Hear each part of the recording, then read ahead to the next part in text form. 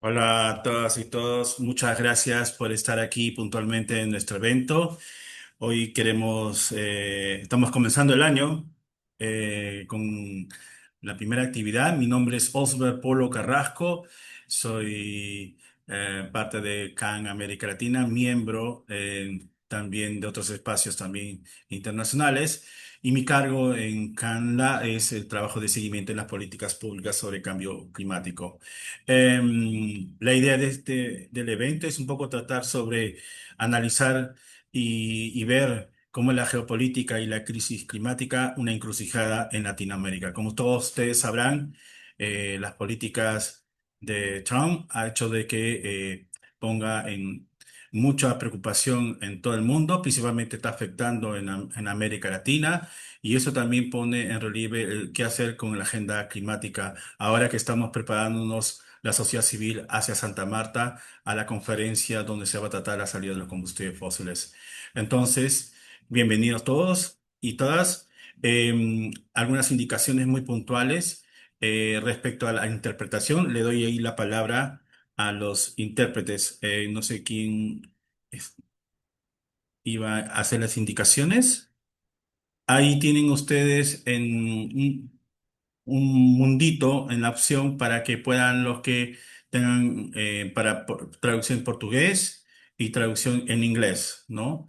Ahí a una de las colegas van a pasar información más detallada por el Zoom, pero ahí tienen la interpretación para que no tengan problemas ustedes y puedan escuchar bien las intervenciones.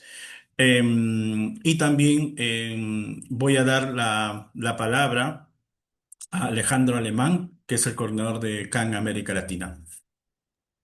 Muchas gracias, Oscar.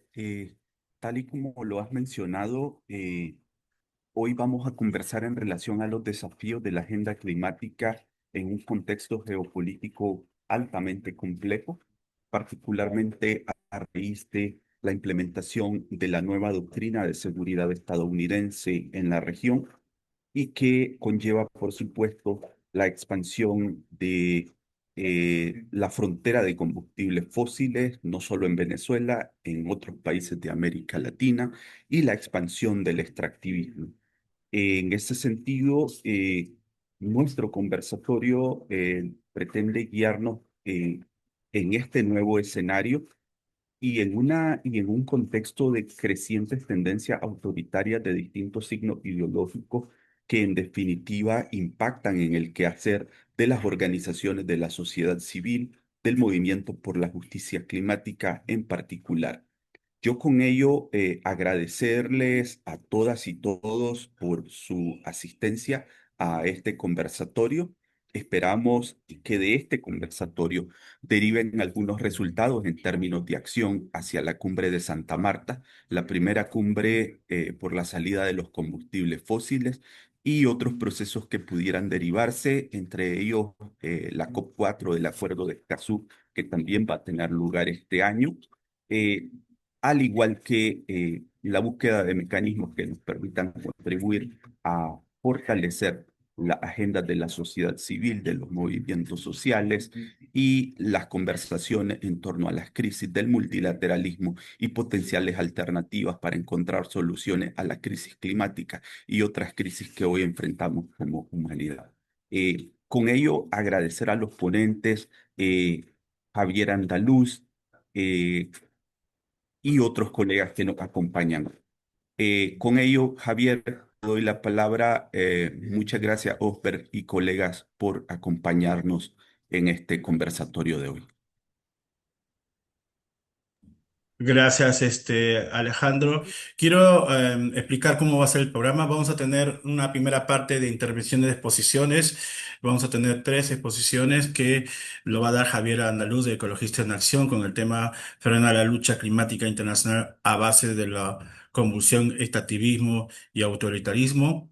Después tendremos una intervención de Emiliano Tegrán, de Montalbán, de investigador y sociólogo de la Universidad Central de Venezuela, miembro del Observatorio de Ecología Política de Venezuela, y él nos dará un poco, hablará sobre la doctrina de seguridad y América Latina, implicaciones para la democracia, el extractivismo y la justicia climática. Y tendremos una tercera exposición con Alejandra López, directora de la diplomacia climática de Transforma, quien dará la exposición La Agenda Climática Pendiente, cómo responder ante la hegemonía fósil. Cada expositor tiene 10 minutos, pero nos avisan si podemos darle 3 minutos más, si nos avisan para darle ese tiempo. Y después de esas intervenciones vamos a tener un segundo momento para escuchar acciones en curso, donde nos informarán sobre qué va a pasar en Santa Marta, qué es lo que se está pensando en Santa Marta, y después un poco sobre una campaña que Oxfam nos va a compartir hoy. Entonces, comenzamos con Javier. Javier. Pues nada, muchas gracias, Robert, muchas gracias, Alejandro. Para mí, como siempre, es un placer estar con vosotros compartiendo un poco de reflexiones en un año que ha empezado, yo creo que la verdad es que bastante convulso. Así que como me has dado 10 minutos, Robert, y me conozco y creo que los tres de propina me los voy a comer, pues voy a empezar directamente. Yo voy a empezar con una pequeña reflexión que creo que es, bueno, un poco relevante, ¿no? Cogiendo esto con una relativa prudencia, sí que es cierto que tenemos que ver el contexto en el que venimos, no solamente con lo que nos está pasando ahora, sino con lo que hemos vivido en los últimos años. Siendo un poco osado, me atrevo a decir que a partir sobre todo del año 2019, en algunos contextos, se fue ganando cierta hegemonía o ciertos cambios sobre los sistemas económicos, sociales, que apuntaban hacia las energías renovables y hacia una sustitución de las fuentes fósiles. Por poner un ejemplo, que estas gráficas me gustan mucho, ¿no? Vemos cuál es la evolución de los países según los planes que tenían de extraer petróleo en el año 2019, en el año 2020. Se ve como insuficientemente, pero poco a poco los países iban poniendo, bueno, pues intentando reducir esa extracción de combustibles fósiles, ¿no? Y esos dos datos de 2019 y 2021 pues son muy curiosos a la hora de valorar lo que ha pasado pues ya a partir del año 2023, que es cuando vimos la aparición sobre todo estos nuevos giros de ultraderecha y movimientos de ultraderecha, movimientos negacionistas climáticos y de apoyo a las industrias fósiles, cómo esas tendencias políticas pues empiezan a ver, ¿no?, en esa extracción de combustibles fósiles. Otro de los gráficos que explica un poco lo que estaba pasando y poniéndolo también un poco en ese relativo, pues ha sido cómo se han ido incrementando la penetración de las energías renovables en el mundo. No tanto en el sentido de que hayan mostrado a nivel global una sustitución de combustibles fósiles, porque lo que estamos viendo es que mientras seguimos consumiendo más fósiles, se siguen instalando fuentes de energía renovables, lo que implica que todavía no estamos en un punto de sustitución, sino que ambas están desarrollando y las renovables, de alguna forma positiva, lo que hacen es sustituir unos consumos que antes se veían, se daban por la mano siempre los combustibles fósiles por otras fuentes de energía renovables, particularmente en muchos países que no tienen acceso a elementos como cocinar de una forma segura y sana, ¿no? Y se va viendo. Pero bueno, como os decía, yo creo que también tenemos que reflexionar de que las emisiones mundiales pues todavía seguían muy lejos de él o siguen todavía muy lejos de lo que necesitamos hacer. Aún así, yo creo que esos pequeños cambios, esas señales que habían, sí que han venido configurando un nuevo escenario geopolítico que en estos momentos pues, se está mostrando cada vez con más realidad. El primer escenario de cambio relevante tiene que ver con que empiezan a chocar dos modelos, ¿no? Dos modelos que no rompen con la lógica del extractivismo ni rompen con la lógica del capitalismo y del colonialismo.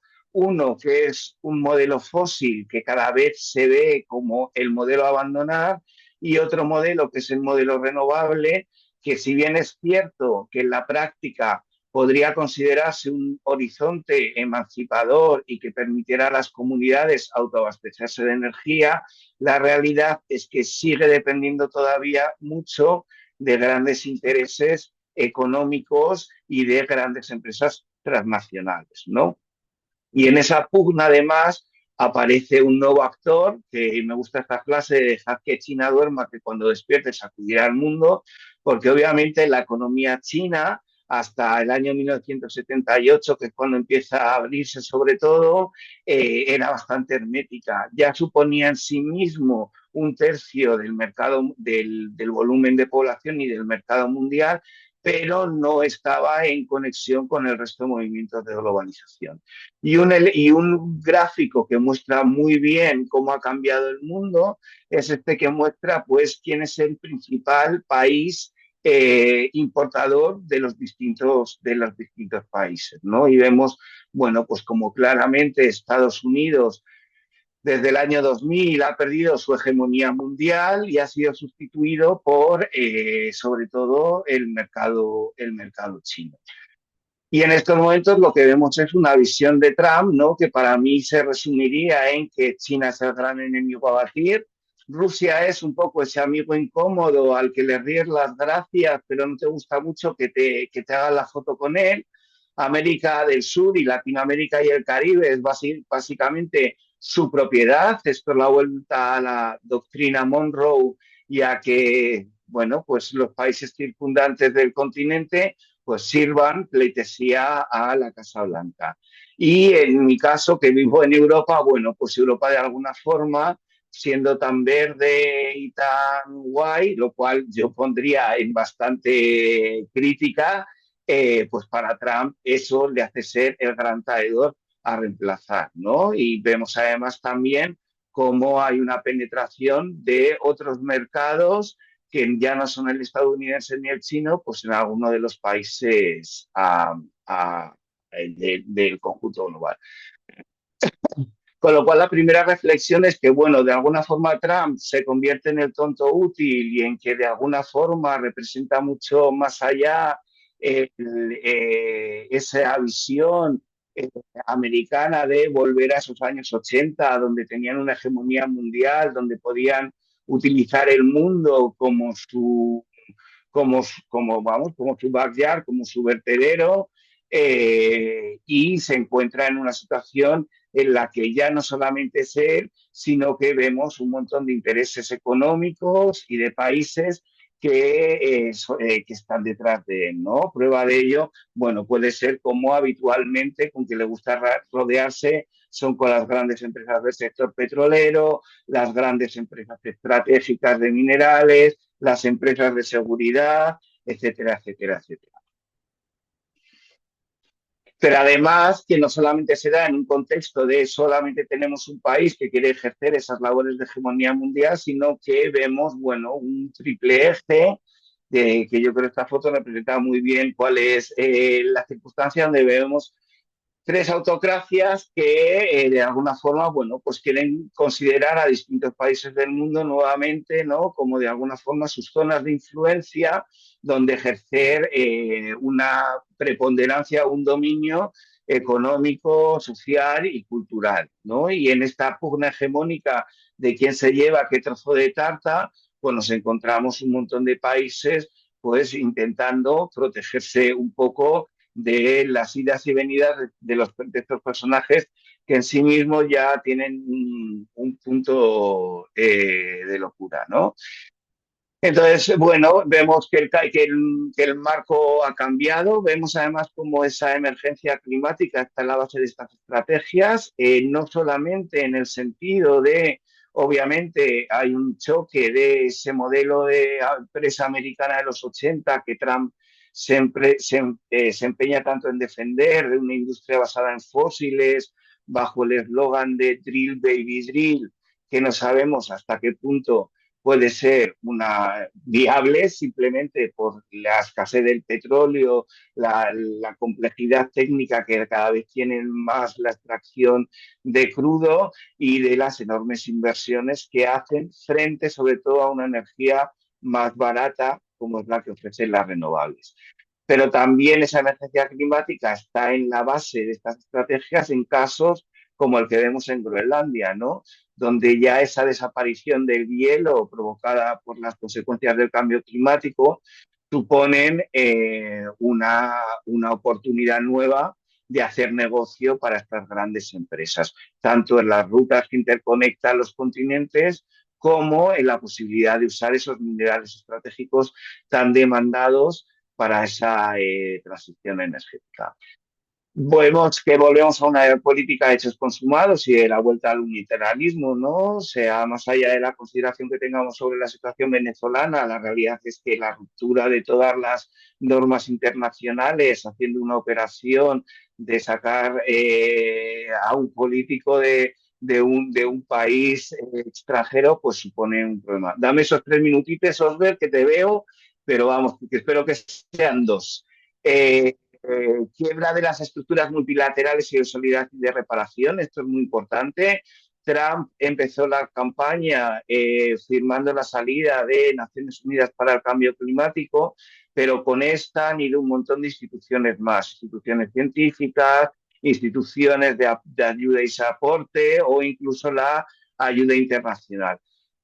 Entre los fondos que se pierden también fondos que son importantes para mantener el trabajo básico de instituciones como Naciones Unidas, ¿no? Con lo cual, evidentemente, Estados Unidos, que además es uno de los mayores responsables de la emergencia climática y otros desmanes en el mundo, pues no vaya a contribuir un mínimo de esa solidaridad y reparación, pues sería más que necesario. La militarización y con eso unido mucho el neocolonialismo y el extractivismo, ¿no? Porque esa militarización, esa tensión de sentirnos como al fin del mundo nos hace justificar cosas que serían injustificables, esas políticas arancelarias, esas duplicaciones de cadenas y los minerales estratégicos, ¿no? Que ahora vemos como respuesta y que no hemos calculado cuál es el impacto que va a tener para muchos pueblos y para muchas regiones, ¿no? Eso de tener que ser ahora todos autónomos estratégicamente y depender bien de mercados o bien de pues, esa duplicación de estrategias y de eso. Y con una situación actual que no me da tiempo a reflexionar mucho, ¿no? Sobre esa presencia que tienen en redes sociales, esos mecanismos que se han generado de generación de falsas noticias y esos conceptos de ciberseguridad y demás que de alguna forma alinean algunos intereses políticos de la ultraderecha con las Big Tech. Y por último y por terminar, que no sé, creo que, bueno, que lo abordaremos más allá de ello, pero esto a la vez también es una oportunidad, ¿no? Primero porque este desbalance global nos abre una oportunidad de exigir un mundo que sea posible, ¿no? Tenemos un gran problema a la hora de que parece más difícil, más fácil imaginar el fin del mundo, ¿no? Que el fin del capitalismo, el neocolonialismo, el extractivismo, y creo que tener de nuevo una situación en la cual lo climático puede exigir, y además ya lo estábamos logrando, ¿no? Un mundo que sea ilusionante para todas podría ser, bueno, esa salida que necesitamos para imponernos frente a esas sombras que nos están proyectando en estos momentos a nivel internacional. Y con esto termino. Muchas gracias y te vuelvo a pasar la palabra, Osber. Gracias, Javier. Gracias por la primera intervención. Ahora vamos a dar la palabra a Emiliano Terán Montalbani, investigador y sociólogo de la Universidad Central de Venezuela, miembro del Observatorio de Ecología Política de Venezuela, que nos va a dar una charla sobre doctrina, seguridad y América Latina, implicaciones en la democracia, el extractivismo y la justicia climática. Emiliano, tienes ahí 10 minutos y me avisas Ya. si faltan 3. Quizás haré como Javier y te pediré 3 minutitos más. Bueno, muchas gracias y saludo este momento de debate, de discusión en un periodo tan importante, tan crítico como el que estamos viviendo. En estos pocos minutos voy a intentar, compartir algunas cosas que ya mencionó Javier, que yo quizás trataré de no repetir, pero haré algunos énfasis sobre específicamente esta doctrina Monroe, ¿no? Su implicación para América Latina, cuál es su racionalidad, ¿no? En qué sentido lo que pasó en Venezuela lo podemos leer en clave regional, cómo impacta el extractivismo, ¿no? Qué impactos va a tener para la región, pero también qué contradicciones hay en el proceso y qué retos tenemos frente a nosotros, ¿no? Quizás no está de más enfatizar la gravedad del ataque, de la invasión estadounidense a Venezuela, no solo por el hecho, ¿no? De lo que se habla quizás un poco menos, en términos incluso humanitarios, de la soberanía del país, de la situación crítica que ya vivía Venezuela, sino el que representa un probable punto de inflexión no solo para Venezuela, sino probablemente para América Latina, que hay que leerlo en conexión con un proceso de reestructuración geopolítica muy importante que está produciéndose en estos momentos, que podría apuntar, ya creo que Javier lo mencionaba, hacia una reorganización tripolar del mundo. No sabemos si será más consensuada que conflictiva o más conflictiva que consensuada, pero en el cual, por lo menos, aunque no sabemos si eso es algo que esté establecido ya, lo que sí vemos es que hay una fuerza muy grande, sobre todo encabezada por el gobierno de Trump, de destruir el orden internacional basado en reglas y inaugurar un orden global basado en la ley del más fuerte, lo que nos pone en un nuevo escenario para América Latina. Yo quiero mencionar específicamente sobre la doctrina de Monroe. Ustedes saben que en diciembre pasado salió publicado este documento sobre la nueva estrategia de seguridad nacional de Estados Unidos. Es un documento sobre el que yo, por los pocos minutos que tengo, solo quiero mencionar unos 4 puntos que vale la pena subrayar porque puede ayudar a hacernos entender hacia dónde está apuntando todo. El primero, queda explícito el rol secundario de los compromisos multilaterales que tenía Estados Unidos. Podemos hablar incluso en pasado. Recuerden que Estados Unidos abandonó más de 60 organizaciones multilaterales hace no mucho, ¿ya? Y una reformulación de alianzas en la que estamos viendo, por ejemplo, en cuestionamiento de la propia relación con Europa. El tema del desplazamiento de China, que va a tener impacto para América Latina, de eso lo menciono también un poco más adelante, porque China, ustedes lo saben, China se convierte en el segundo socio comercial más importante después de Estados Unidos y por lo menos el principal para Sudamérica si sacamos a Colombia, ¿no? Tiene un posicionamiento importante. Un tercer elemento es el nuevo posicionamiento militar. Ya el caso venezolano antes de la invasión lo vimos, ¿no? Y eso tiene una implicación también múltiple, no solo en relación al Caribe. Y el tema de la competencia económica tecnológica que tiene que ver, diría yo específicamente, no solo con extractivismo, sino con el problema de las cadenas de suministro. Esto que llaman la doctrina Monroe, ya reivindicado por el gobierno de Trump, pudiésemos decir que es una mesa con 4 patas que funcionan, cada una de estas funcionan de manera articulada. Ya vimos que una tiene que ver con una estrategia de guerra comercial, además bastante agresiva, y esta estrategia de guerra comercial ya vimos que está profundamente articulada con un mucho más activo uso de la fuerza militar. Esto también se conecta con esta tercera, vamos a llamarla tercera pata, que es una narrativa confrontacional e intimidatoria que hace parte del juego, ¿no? No es solamente una cuestión discursiva, sino por el tipo de narrativa ya pone contra la pared o tiene capacidad por geopolítica de presionar y generar acciones. Y una cuarta de la que se está hablando menos, que tiene que ver con un conjunto de estrategias financieras sobre la que quizás ya vimos algo en el caso argentino con los swaps y podríamos estar viendo algo en relación a Venezuela, a una muy probable reestructuración de la deuda pública venezolana que es bastante grande, ronda casi los 150.000 millones de dólares. Podríamos tratar también, conectando desde el caso de Venezuela, entender las razones puntuales para que Trump, digamos, además de este nuevo contexto estratégico geopolítico, podríamos también usar lo que nos ha pasado en Venezuela para entender en términos de razones.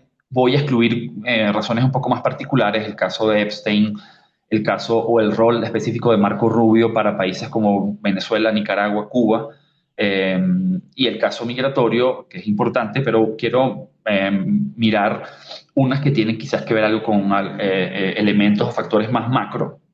Una que es muy importante que quisiera decir, no estamos solamente ante un asunto de petróleo, en el caso venezolano ese es un argumento que ha tenido mucha fuerza, pero quizás ha sido muy simplificador. Estamos ante una racionalidad mucho más sistémica en la cual Trump, ya por ahí lo conecto con lo que decía Javier anteriormente, Trump está intentando un radical reordenamiento del poder o de los poderes y de las economías en América Latina.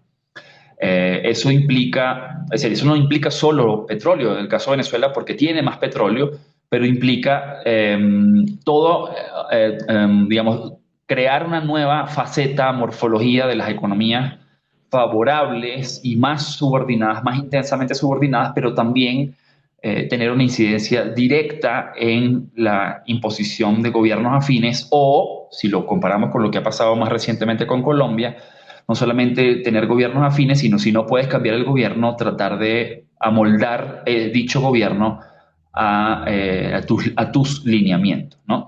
Y queda claro lo que se ha mencionado del desplazamiento de China porque está en el primer orden, no tanto el petróleo venezolano, sino el desplazamiento de China, sacar a China en estas ecuaciones y eso está implicando solicitudes puntuales, directas, explícitas de ir cortando relaciones económicas, comerciales con China. Eso evidentemente no va a ser algo fácil, es una cuestión de la que también quiero mencionar porque tiene contradicciones, pero es un objetivo y por supuesto, además de China, un conjunto de países que no hacen parte de la alianza que tiene Trump, o por lo menos en América Latina, donde Estados Unidos quiere tener primacía, inclusive sobre sus propios aliados. Por tanto, estamos hablando no solo de extractivismo, es cierto que hay un sesgo muy importante en los combustibles fósiles, sobre todo porque en términos de minerales críticos, de lo cual también se ha hablado mucho, los minerales críticos no solo basta la extracción y la apropiación del recurso crudo, sino controlas la cadena de suministros y los procesos de procesamiento, que en realidad es China la que los controla en un porcentaje muy, muy alto. Y la construcción de cadenas de suministro no es algo, como decimos, de coser y cantar, sino es un proceso complejo, bastante complejo. Y a eso me refería con que las luchas en la actualidad no son solo luchas orientadas a recursos naturales, como se ha dicho, sino a cadenas de suministro, sobre todo estando ante una probable y posible ya revolución tecnológica de la historia capitalista que va a requerir una cantidad de minerales estratégicos, ¿no? Pero también tiene que ver con la construcción de espacios de mano de obra barata, zonas económicas especiales, maquilación, porque ese es un elemento clave tal y cual lo tuvo el desarrollo chino de los últimos 40 años, ¿no? Entonces, es un concepto mucho más integral, evidentemente, el elemento de que, digamos, de intervenir en los países, transformar sus, digamos, configuraciones de soberanía, tiene también que ver con el extractivismo, porque recuerden que los estados latinoamericanos han construido sus soberanías, lamentablemente, porque sabemos que es el sesgo extractivista que cuestionamos, en torno a estados soberanos sobre sus recursos naturales. El caso venezolano es un ejemplo de esto porque luego del uso militar ha venido luego posteriormente una reforma de la ley de hidrocarburos y una serie de acuerdos un poco inestables y extraños porque no tienen realmente todavía una base normativa seria sobre los cuales el caso específico venezolano, Estados Unidos tiene un control del proceso de producción, distribución, comercialización e inclusive administración de los ingresos, que estamos ante una faceta prácticamente vista quizás en el siglo tal vez XIX o inclusive periodos históricos prerepublicanos. Es digamos, destruye las nociones de soberanía que habíamos construido por décadas en América Latina hacia quizás formas más de vasallaje, de protectorado. No con esto quiero decir que el caso venezolano se vaya a replicar exactamente en todos nuestros países, porque Venezuela fue profundamente debilitada tanto por la propia dictadura como por las presiones internacionales, y eso ha favorecido. Y eso es importante porque estamos hablando de la importancia de fortalecer los tejidos sociales nacionales en nuestros países, ¿no? Eh, y otro factor, y voy a ir redondeando porque sé que ya me quedan mis últimos 3 minutos, tiene que ver, aunque no me voy a parar en eso, tiene que ver con evitar el debacle del dólar como moneda de reserva. Cierro mis últimos 3 minutos. Impactos, los voy a solo mencionar por el poco tiempo. Eh, Estamos ante un proceso de asfixia, sobre todo de gobiernos que pudiésemos decir que son alternativos o relativamente independientes. Disculpa, Ashley, por el poco tiempo me doy cuenta que hablé un poco rápido. Ese proceso lo estamos viendo en prácticamente todos los países e incidencias en los procesos electorales, caso argentino, caso hondureño. Un desplazamiento de nuestros sentidos de la soberanía en un contexto regional donde inclusive los sectores progresistas no son ni siquiera los mismos que fueron a principios del siglo XXI, sino estamos en un contexto de mucho más pragmatismo, de autoritarismo, de auge de autoritarismo y de un reflujo de los movimientos sociales. Esto pone ante nosotros una amenaza a los propios regímenes democráticos. Trump no es una persona especialmente interesada en los derechos humanos, ni en el ambiente, ni en la agenda climática. Lo que hace es que pone una enorme presión a nuestras propias luchas, pero en cuestiones inclusive más esenciales. Hay un debilitamiento de las relaciones multipolares y multilaterales y de los propios organismos de integración regional. Habría que pensar cuáles son las implicaciones de esto en relación a Mercosur, a UNASUR, a otros mecanismos de integración y una mayor, que no se puede dejar de decir, una mayor militarización de nuestros territorios, porque es una estrategia que estaba, vean el caso ecuatoriano de la insistencia de poner más bases militares en el Ecuador. Cierro mencionando,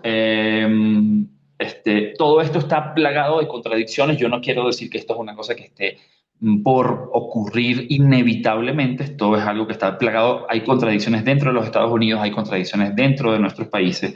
Hay la contradicción china, que va a seguir siendo una contradicción muy, muy importante. Y tenemos como retos construir narrativas alternativas ante esto, porque creo que también hay que reconocer que los propios progresismos como proyecto político, muchos de ellos han fracasado y han generado rechazo en la población, lo que ayuda a explicar que tantos votantes, inclusive de sectores más pobres de nuestro, veamos el caso de las comunas más pobres votando por Cast en Chile, o de comunidades indígenas, estén dándole el voto a sectores tan rancios y de extrema derecha, también en parte por los descontentos que generaron los progresismos y la necesidad de construir una alternativa, una narrativa, una perspectiva diferente. Yo creo que tiene que tener una mirada latinoamericanista y anticolonial, porque es una nueva faceta de la colonialidad histórica que se replica ahora, una nueva en nuestra larga historia, y no es primera vez que nos tenemos que enfrentar ante algo así. Entonces, por ahí lo dejo, y muchas gracias por su atención, y les pido disculpas por el par de minutitos adicionales. Gracias, Emiliano. Ahora le damos la palabra a Alejandra López, directora de Diplomacia Climática de Transforma, con el tema de la agenda climática pendiente, cómo responder ante la hegemonía fósil, teniendo en cuenta estos dos escenarios que han expuesto nuestros dos colegas. Les pido por favor a los participantes que puedan hacer sus preguntas indicando el nombre al expositor, y después vendremos a las preguntas del público, ¿no? Entonces, Alejandra. Hola, muchísimas gracias por la invitación y bueno, obviamente las dos exposiciones previas me ahorran como varias cosas de las que pensaba decir. Sobre todo porque el contexto es muy claro y muy evidente. Estamos ante una pugna por la hegemonía política que sobre todo trae detrás diferentes paradigmas económicos. Entonces, si bien Javier nos enseñaba pues estas gráficas, ¿no? Donde se veía que ha habido como unas ciertas reducciones en la producción de combustibles fósiles. Lo cierto es que las proyecciones para los siguientes 25 años nos dicen que va a continuar habiendo petróleo, gas y carbón como parte de las matrices energéticas.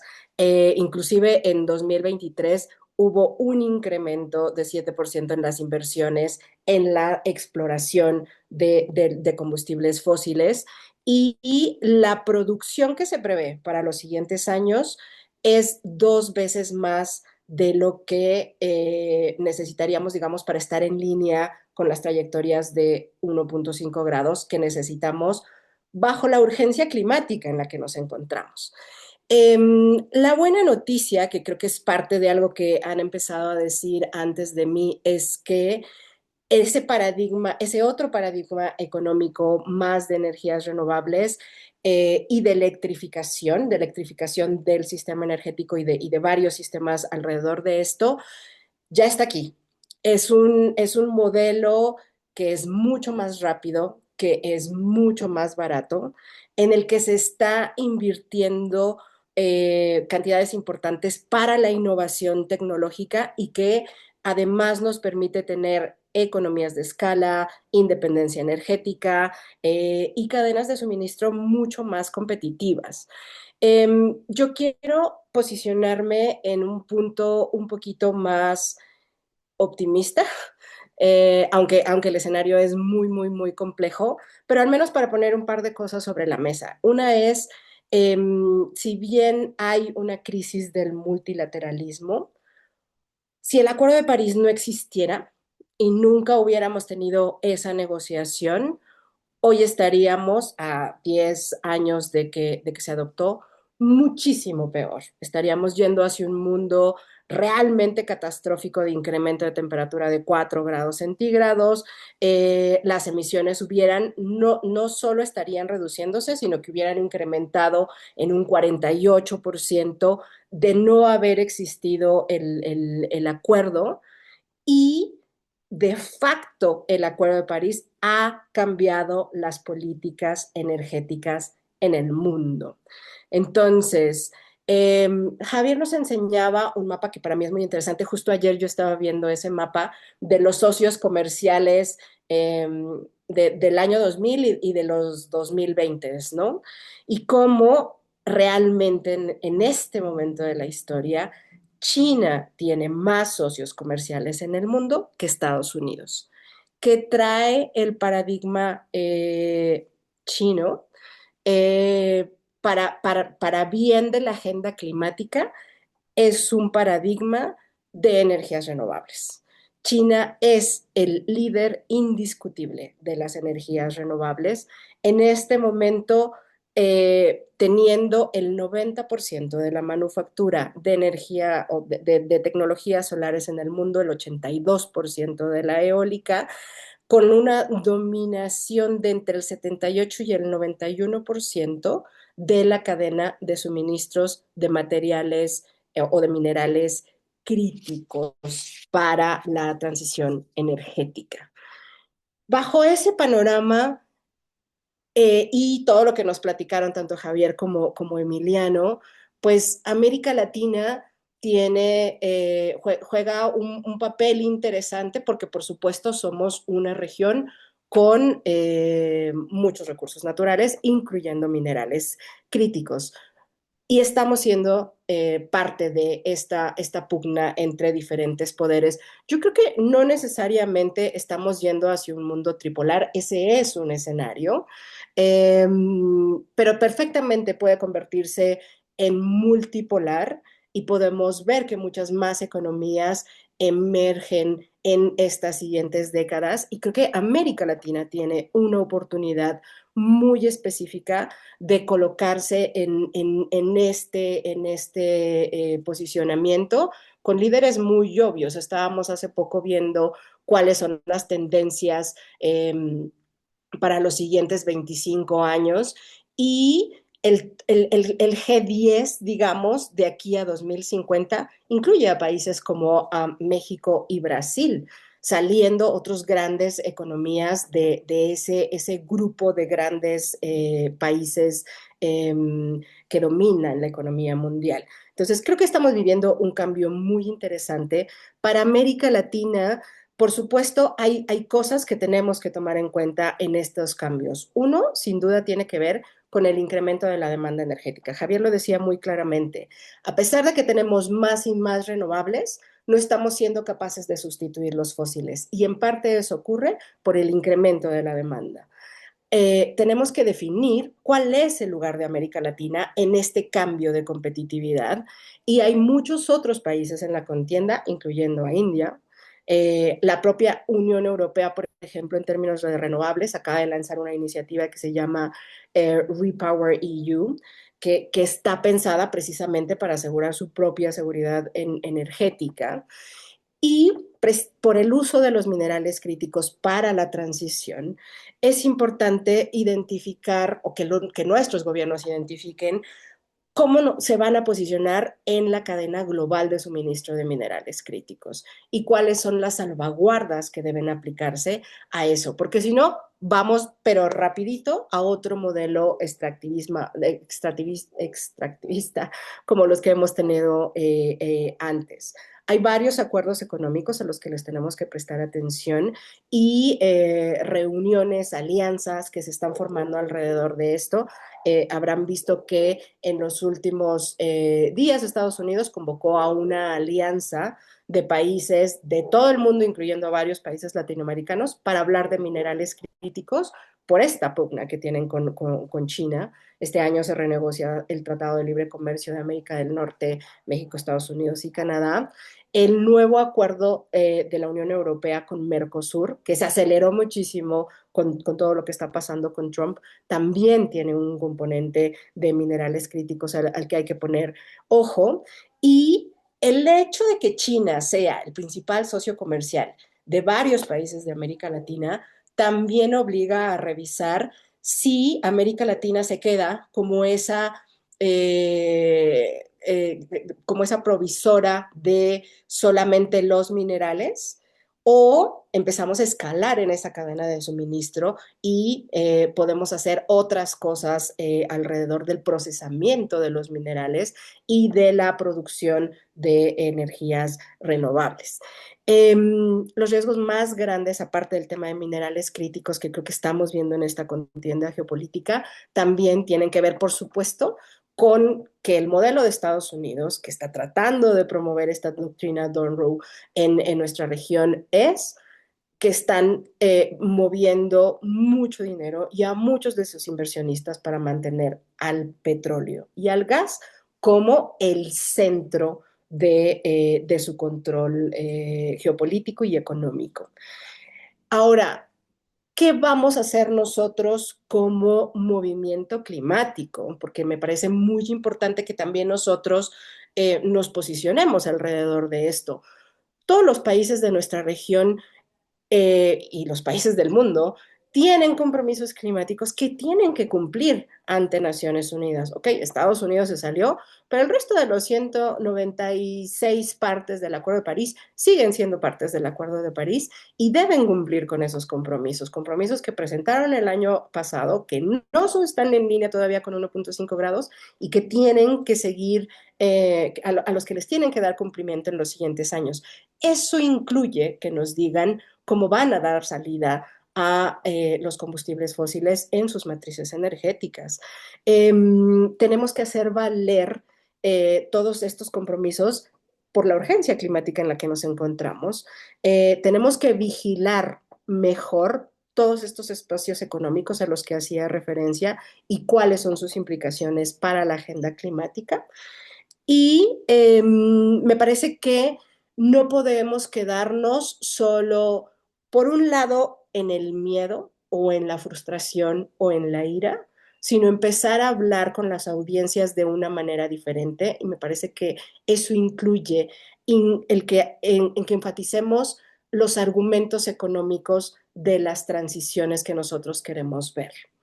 Porque no se trata solo de meter miedo y creo que a estas alturas sabemos perfectamente que estamos perdiendo la narrativa global de las transiciones y de la crisis climática, porque el miedo no es lo que mueve a los votantes y el miedo no es lo que mueve a los consumidores.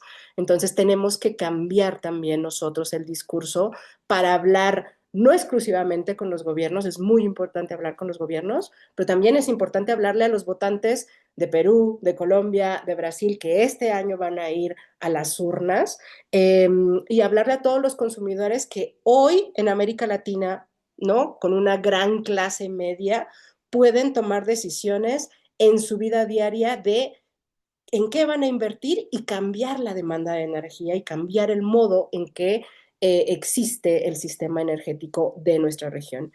Y finalmente, tenemos que litigar y tenemos que resistir, porque obviamente el panorama es complejo y va a continuar siendo complejo en esta contienda geopolítica. Osvaldo, lo voy a dejar ahí. Gracias. Gracias, Alejandra. Bueno, hemos tenido las tres intervenciones.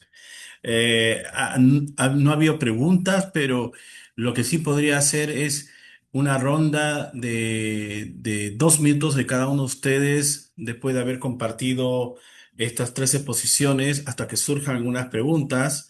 Eh, a Javier, ¿cómo ves después de estas tres intervenciones hacia dónde tenemos que apuntar, teniendo en cuenta lo que Alejandra acaba de expresar?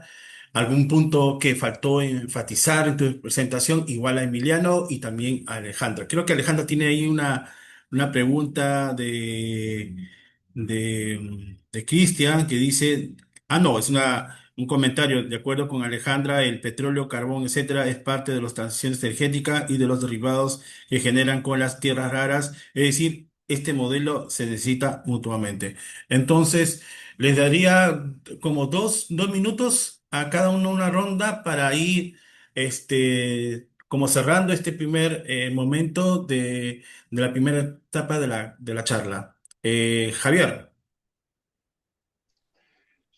Bueno, pues, o sea, yo creo que estoy bastante de acuerdo con lo que han dicho los otros dos expositores, básicamente. Quiero decir que en esto me gusta el concepto de la Cinnamon Road mucho más que la de Monroe, ¿no? Y ver cómo nuevamente todos los ejes geoestratégicos, pues parece que vienen con venir en volver a esos años 80, ¿no? Pero sí que me quedo un poco con ese rayito de esperanza, ¿no? Que yo creo que es el momento de, bueno, vemos que eh, estamos recuperando discursos que no hacía mucho tiempo que creíamos habían desaparecido, olvidados, pero ahí sí que creo que los retos a abordar son muy complejos y tienen que pasar sin duda por un rearmamiento desde los pueblos, ¿no? Desde esa capacidad de entender qué es lo bueno, lo justo y lo bonito, y de cómo de forma colectiva vamos intentando armar sociedades que sean más fuertes y más resilientes, y no dejarnos llevar por estas pugnas casi absolutistas y totalitarias de o todo o nada, ¿no? Conmigo o sin mí.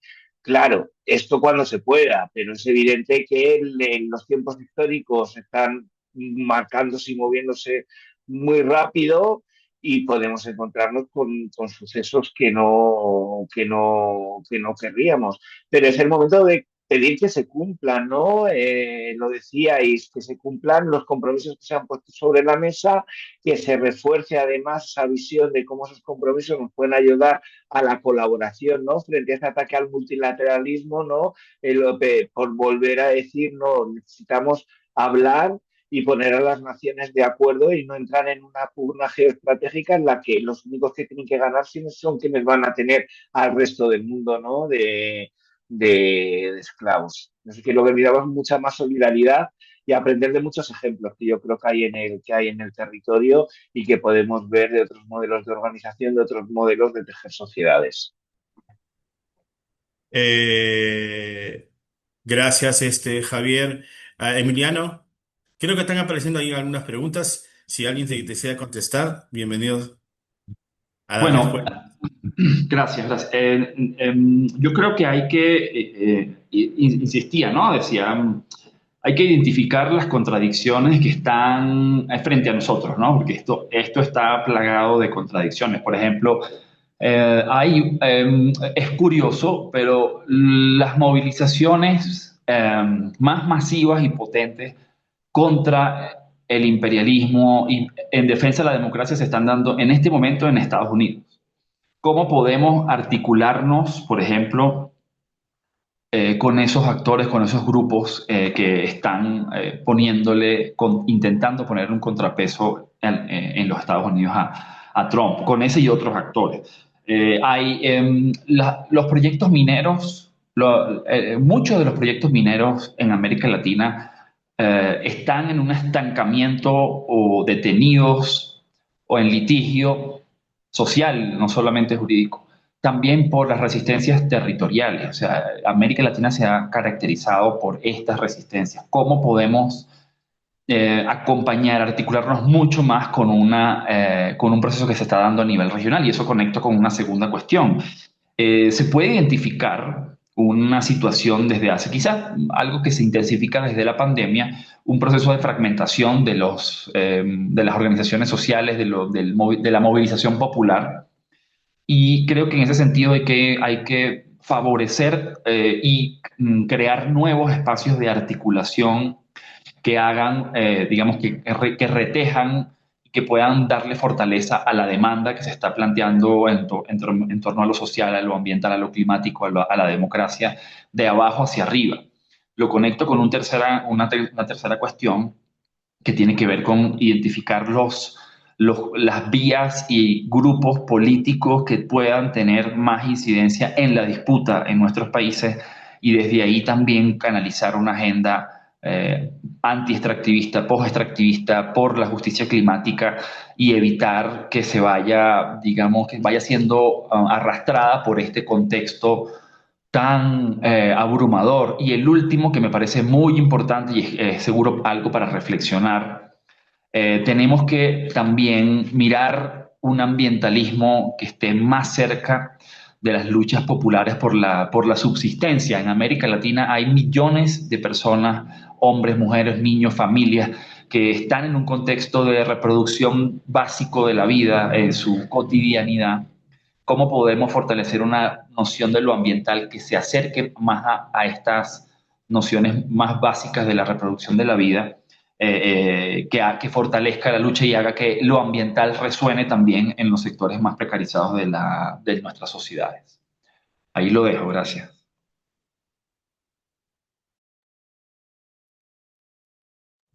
Gracias, Emiliano. Gracias, Javier. Sería bueno, colegas, si han aparecido algunas preguntas, si podrían responder por el chat, porque ya estamos limitados con el tiempo. Vamos a entrar ya al segundo momento. Le daría la palabra a nuestra amiga Alejandra para que dé también sus intervenciones según a lo que ha escuchado alrededor de todo esto y teniendo en cuenta las propuestas que están saliendo ahí, ¿no? En posibles acciones. Alejandra. Gracias, Osber.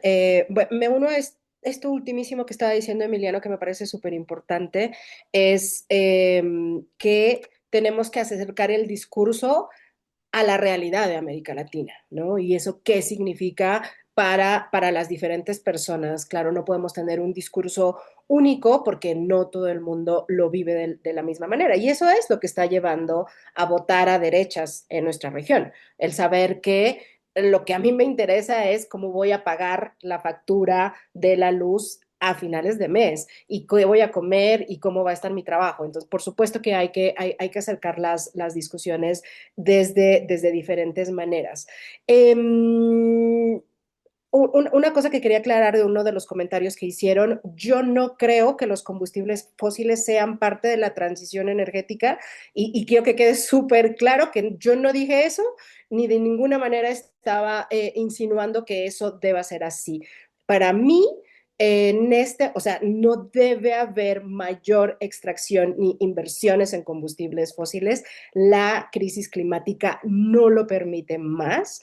Lo que tenemos que hacer es, por supuesto, asegurar que la transición energética en nuestra región permita que, por ejemplo, aquellas comunidades que hoy dependen del carbón tengan la capacidad de encontrar algún medio de diversificar su economía que les permita dignamente salir de esa dependencia actual del carbón para hacer otra cosa. Pero yo no creo que debería haber ni gas, ni petróleo, ni carbón como parte de la transición energética. La transición energética tiene que hacerse a través de energías renovables.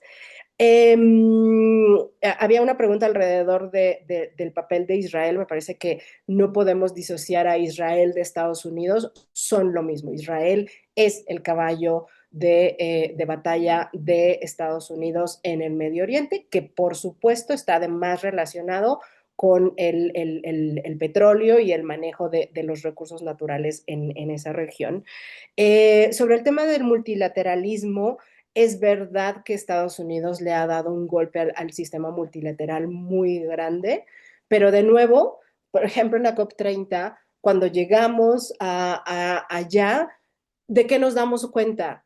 De que igual el sistema tiene que funcionar porque hay otras 197 países, 196 países que están ahí, que tienen voz, que tienen voto, y si las decisiones importantes del mundo se toman en otros lugares que no son el sistema multilateral, hay muchos países que nunca van a tener la posibilidad de decidir sobre lo que pasa, por ejemplo, en la agenda climática, como las islas, como los países menos desarrollados, los países de Centroamérica, que no son ni G20, ni G7, ni BRICS, ni formar parte como de los grandes shareholders de los fondos o de los bancos internacionales. Y finalmente, para el tema que hablaban tanto de los votantes como del trabajo que se tiene que hacer, eh, habemos muchas organizaciones aquí que tenemos mucha información clara de cómo hablar con estas diferentes audiencias, con votantes. Por ejemplo, Transforma va a realizar un debate con los y las candidatas de la elección en Colombia para hablar específicamente de la transición energética, porque hay que hacerles las preguntas de qué opina usted sobre la dependencia de las exportaciones de carbón en Colombia, que son el 40% de los ingresos de exportaciones en el país. Eh, Ujú. entonces, podemos compartirles información. Veo como en la lista de invitados a muchas organizaciones que trabajan en esto, acérquense a nosotros y creo que trabajar en red con Canla y con otras redes son parte de la respuesta de cómo podemos dirigirnos mejor a todas esas audiencias. Para... Muchas gracias, Alejandra. Muchas gracias a los expositores. Por mi parte, un aplauso desde aquí. Quiero agradecer por sus buenas intervenciones. Nos han trazado algunas líneas importantes que nos permite pensar cómo seguir el debate ahora pensando hacia Santa Marta, ¿no?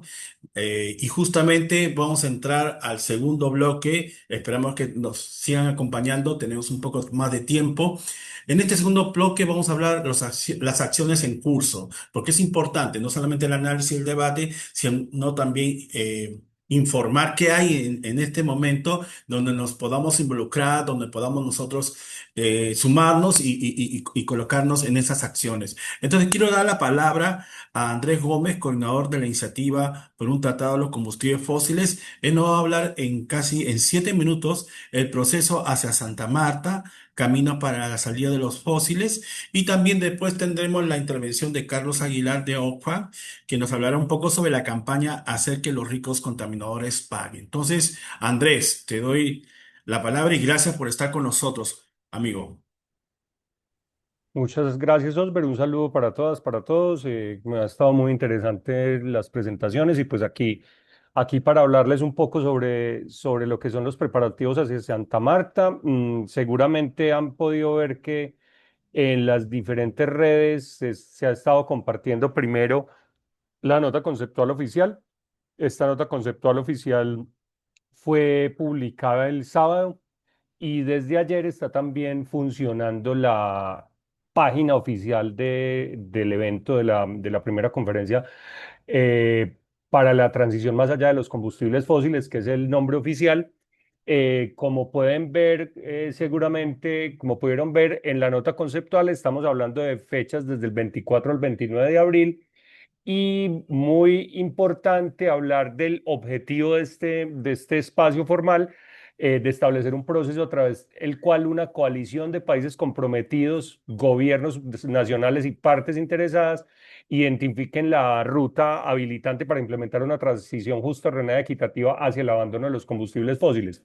Aquí también, desde el principio, el gobierno colombiano incorpora los aportes de otros actores, digamos, en consonancia con lo que fue la propuesta inicial en la que pretendía no replicar los mismos, digamos, esquemas que se tienen en los diálogos en la Convención del Clima.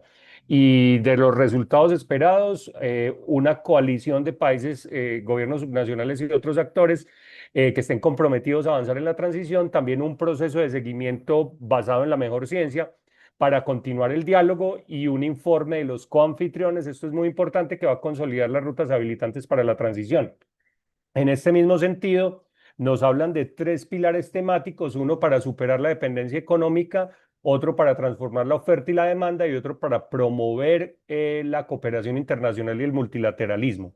Entonces, importante también decir que sobre estos tres ejes es que se esperan que pueda haber, digamos, todos los insumos que se preparen desde los diferentes sectores, desde la sociedad civil, para poder tener, digamos, una incidencia adecuada en el espacio formal. En la misma nota conceptual nos están invitando a presentar los aportes escritos en las tres rutas habilitantes y que se tendrá que existe pues en la plataforma, en la página web, para unos aportes de un alcance y extensión que están limitados a 400 palabras y que se harán discusiones virtuales en marzo y en abril se harán los espacios autónomos. Estos espacios autónomos se refieren a sindicatos, pueblos, organizaciones de la sociedad civil, parlamentarios, gobiernos subnacionales y academia. Cada uno de estos espacios tendrá un vínculo formal con el gobierno colombiano y el gobierno de Países Bajos, porque recuerden que estamos hablando aquí de coanfitriones, Colombia y Países Bajos, Colombia anfitrión, Países Bajos coanfitrión. Entonces tendrán un vínculo específico con la conferencia, con el espacio formal, y se harán antes de la conferencia. En la conferencia, digamos, el segmento de alto nivel será el 28 y el 29 de abril. El resto de los eventos son previamente y no hay algo similar a lo que podríamos decir en las COP, que son los side events y zonas azules, zonas verdes, en fin. Aquí lo que se propone es que haya un espacio previo, y que ese espacio previo también genere insumos para la conferencia en el segmento de alto nivel. Esto también es importante como insistir en que es cualquier tipo de eventos que se quieran proponer. Lo ideal sería que estos eventos se propusieran en alguno de los espacios autónomos para que pudieran tener algún tipo de vínculo con el espacio formal. Más allá de la propuesta, pues que es obviamente libre, cada uno puede hacer lo que quisiera, pero que de proponer espacios por fuera de estos espacios autónomos que están en la nota conceptual. Sobre el caso muy específico del espacio autónomo de la sociedad civil, hay un comité coordinador que lo componen CAN, DCJ, y las organizaciones por sectores. Entonces hay sectores acá, sectores de negros, indígenas, sectores sindicales, y también regiones. Está Latinoamérica, Norteamérica, Centroamérica, África, Asia y el Pacífico. Y todas estas organizaciones, una por sector, forman lo que es el comité coordinador, que se está encargando de generar la agenda específicamente del espacio autónomo de la sociedad civil.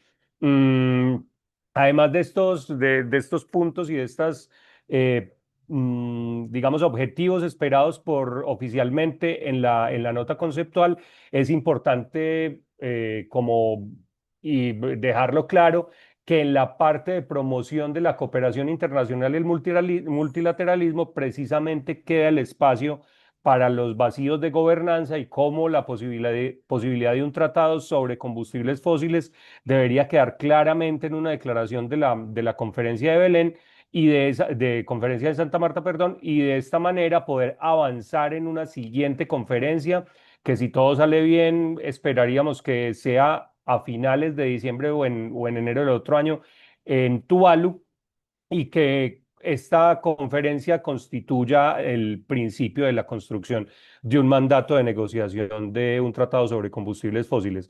Yo creo que ahí completé, Osber, los minuticos, como para dejar espacios si tienen alguna pregunta, y aprovechar aquí Bien. la cantidad de personas que Gracias, están aquí. Javier. Gracias, gracias, Andrés, por la intervención. Bueno, como ustedes han escuchado, Andrés nos ha compartido un poco sobre el proceso que se viene importante, donde vamos a estar todos los movimientos, y es una gran oportunidad para fortalecer alianzas, intercambio de acciones y propuestas, y por ello que estamos pensando este evento de cómo trasladar ese debate hacia Santa Marta, y también la oportunidad de aportar al proceso, ¿no? Muchas gracias, Andrés. Lo que sí me están sugiriendo, si hay alguna información que quieras compartir en el enlace Zoom, bienvenido sea, Andrés, si lo puedes compartir, amigo, con más detalle de cómo va a ser ese proceso hacia Santa Marta. Ahora le pasamos a nuestro amigo, Carlos Aguilar de Oxfam, que nos va a compartir también la campaña Hacer que los ricos contaminadores paguen. Carlos. Gracias, gracias Osber y gracias a todos los compañeros y las compañeras por este excelente evento. Creo que ha sido importantísimo dar algunos elementos para el debate que se está desarrollando ahorita, no digamos en América Latina, sino creo que es un debate mundial, ¿no? Estamos ante un contexto de transformación, como se ha dicho acá, un contexto donde las relaciones internacionales y los espacios internacionales donde se negociaba, por lo menos hasta hace poco, se están reconfigurando, y creo importante señalar, complementariamente a lo que nos explicaba Andrés, que esta conferencia que se va a desarrollar en Santa Marta, al mismo tiempo inaugura una forma de intentar rescatar los diálogos y las negociaciones sobre temas relacionados con los impactos en el cambio climático, que no está siendo posible destrabarlos en el ámbito, digamos, de los espacios oficiales de negociación, como lo pudimos ver en la COP30. Entonces, al mismo tiempo, creo muy importante considerar y tener presente que lo que se va a desarrollar en Colombia es un primer ensayo sobre formas alternativas para avanzar negociaciones que están entrabadas en el ámbito internacional. Es decir, que no nos estamos jugando cualquier cosa. En parte, el objetivo por discutir las cuestiones relacionadas con la cooperación internacional y el ámbito del multilateralismo está en el corazón de esta estrategia que se está desarrollando en Santa Marta, y que de manera muy interesante planteó el gobierno de Colombia junto con otros aliados para este tema, pero que, como podemos ver, tiene implicaciones mucho mayores.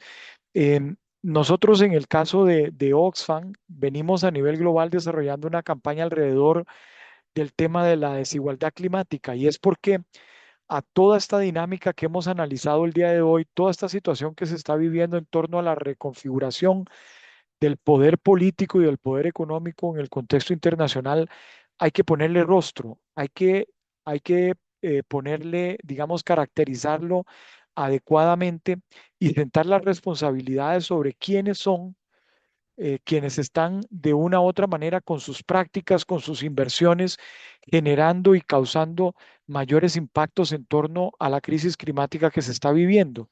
Hemos insistido mucho en Oxfam en tres ideas fundamentales que son claves para el contexto, para entender el contexto político y económico actual.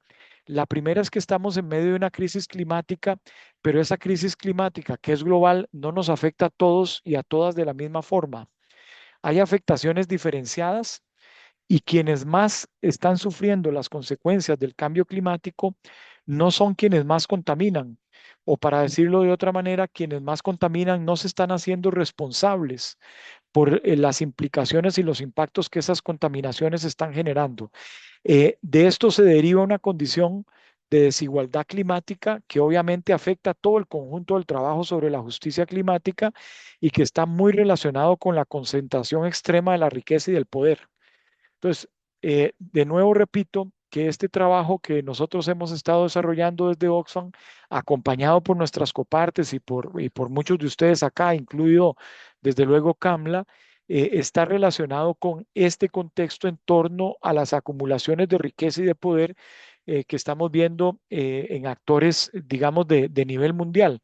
Y para no referirnos solamente a ese contexto internacional, sino incluso en América Latina, pues tenemos datos concretos de cómo muchas de las fortunas y de las inversiones que se realizan en la región están altamente concentradas en sectores contaminantes de uso intensivo de recursos naturales o de bienes comunes, como le llamamos, y recursos financieros que sirven al desarrollo, como lo hemos dicho acá, de la industria del petróleo y del gas y no necesariamente de fuentes alternativas para el uso y la democratización del acceso a la energía, por ejemplo, a la energía eléctrica. Entonces vemos al lado de una concentración de poder económico todo un esfuerzo de lobbies internacionales por bloquear la posibilidad de generar sistemas de impuestos más justos y de regulaciones ambientales que en este momento están causando, como lo decía antes, impactos muy concretos. Es desde ahí que nosotros y nosotras en Oxfam nos hemos propuesto la necesidad de desarrollar estas campañas para enfrentar el poder de quienes más contaminan, de aquellos que están concentrando la riqueza a nivel global y que están impidiendo que efectivamente avancemos hacia la construcción o hacia transiciones más justas en los países. Recordemos que el tema de la transición energética está en el corazón de un problema mucho mayor cuando nos referimos a la necesidad de transiciones justas a nivel regional, que tiene que ver con el cambio de los modelos productivos, que tiene que ver con el cambio y la construcción de una sociedad efectivamente equitativa y que dé posibilidades de desarrollo para amplios sectores de la población y no solamente para aquellas áreas o aquellos sectores donde se están concentrando, como lo decíamos ahora, las inversiones más altamente contaminantes.